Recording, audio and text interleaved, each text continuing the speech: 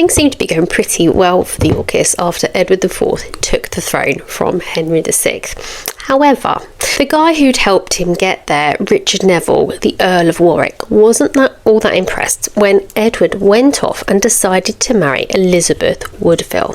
The issue was he, unsurprisingly, started to favour her family over the Earl of Warwick or sort of the other people that he'd maybe previously favoured. So we got a little bit of jealousy there, I think.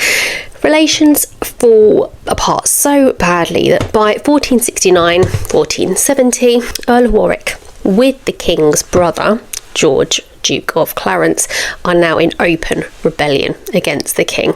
This rebellion fails, and those two are now in exile. Now, if you remember, Margaret of Anjou, Henry VI's wife, is still out there trying to get support for her husband and for her son, who she wanted to be the heir. Now, Warwick actually wants to meet with Margaret. Now, she's very reluctant, obviously. This is the man she holds responsible for deposing her husband. But the French king, King Louis XI, is arranging this meeting, and between him and Margaret's father putting pressure on her, she reluctantly agrees to meet with him. And what she eventually agrees is, if Warwick will restore her husband to power, get the Lancasters back in play, she will allow his daughter, Anne Neville, to marry her son, Edward, who will eventually go on to be king.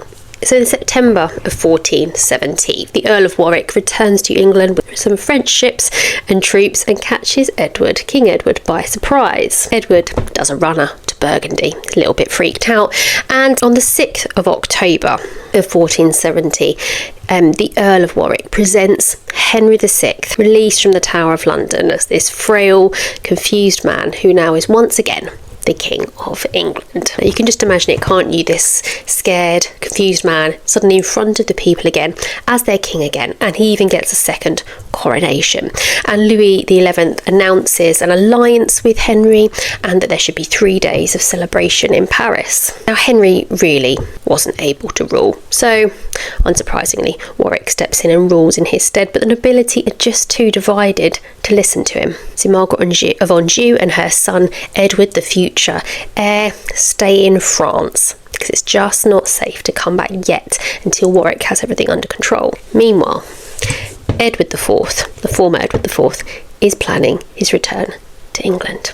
So join me tomorrow and we'll see what happens when Eddie gets back. If you want more in the meantime, don't forget I have a free history community at patreon.com/TudorTales. See you tomorrow.